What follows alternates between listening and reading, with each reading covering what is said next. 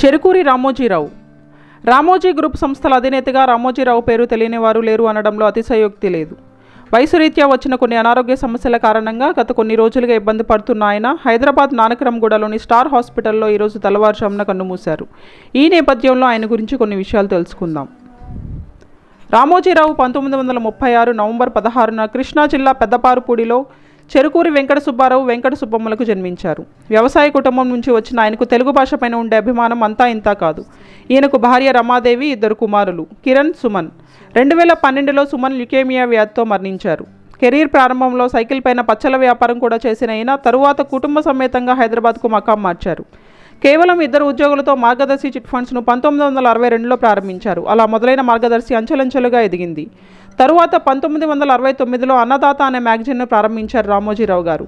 మార్కెట్లోకి కొత్తగా వచ్చిన ఎరువులు, మెషిన్స్ను ఇందులో ప్రచురిస్తారు. ఇప్పటికీ ఈ మ్యాగజైన్ ప్రథమ స్థానంలో ఉంది.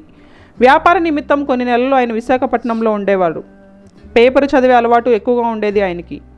అప్పుడు న్యూస్ పేపర్లు విజయవాడలో వచ్చాయి. విశాఖపట్నం వరకు వచ్చే వరకు సాయంత్రం అయ్యేది. దీంతో రామోజీరావుకు తానే పూర్తిగా మీడియా రంగంలోకి ఎందుకు దిగకూడదు అన్న ఆలోచనతో ఈనాడు పత్రికను 1974లో ప్రారంభించారు. దీంతో విశాఖపట్నంలో ఈనాడు సర్క్యులేషన్ పెరిగింది. అలా హైదరాబాద్లో 2వ యూనిట్ కూడా ఏర్పాటు చేశారు రామోజీరావు గారు. అది ఇప్పటికీ అగ్రగామిగా కొనసాగుతుంది. తరువాత 1980లో హైదరాబాద్లో ప్రియా ఫుడ్స్ను ప్రారంభించారు. ఈ ఉత్పత్తులు ప్రపంచంలో ఎన్నో దేశాలకు ఎగుమతి అవుతున్నాయి. తర్వాత కళాంజలి షోరూమ్ను 1995 ఆగస్టు 27న ఈటీవీని ప్రారంభించారు రామోజీరావు గారు. సినిమా రంగంలో కూడా తనదైన ముద్ర వేశారు. ఉషా కిరణ్ మూవీస్ బ్యానర్తో సినిమా నిర్మాణంతో పాటుగా మయూరి ఫిల్మ్ డిస్ట్రిబ్యూటర్స్ ద్వారా ఫిల్మ్ డిస్ట్రిబ్యూషన్ కూడా ప్రారంభించారు. శ్రీవారికి ప్రేమలేఖలు, మయూరి, నువ్వే కావాలి, పీపుల్స్ ఎన్కౌంటర్, అశ్విని సినిమాలకు జాతీయ అవార్డులు కూడా పొందారు. సినిమా నిర్మాతల షూటింగ్ లొకేషన్ కోసం పడుతున్న ఇబ్బందులను తెలుసుకొని 1996లో ఒకే ప్రాంతంలో సినిమా నిర్మాణం చేపట్టడానికి రామోజీ ఫిల్మ్ సిటీని ప్రారంభించారు. ఇది ప్రపంచంలోనే అతిపెద్ద సినిమా స్టూడియో. భారత ప్రభుత్వం 2016లో దేశ 2వ అత్యున్నత పురస్కారమైన పద్మవిభూషణ్తో సత్కరించింది.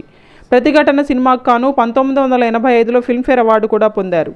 భారతీయ వ్యాపారవేత్త, మీడియా వ్యవస్థాపకుడు, ప్రపంచంలోనే అతిపెద్ద చిత్ర నిర్మాణ కేంద్రమైన రామోజీ ఫిల్మ్ సిటీని కలిగి ఉన్న రామోజీ గ్రూప్ అధిపతి, మార్గదర్శి చిట్ ఫండ్, ఈనాడు వార్తాపత్రిక, ETV, Priya foods, Usha Kiran movies అధినేత, Dolphin group of hotels chairman, ఇంకా మరెన్నో సంస్థలకు పునాది వేసిన ఆయన ఎంతోమందికి స్ఫూర్తి ప్రదాత. ఒక సామాన్య కుటుంబంలో పుట్టి అసామాన్యంగా ఎదిగిన ఆయన జీవితం ఎంతోమందికి ఆదర్శం.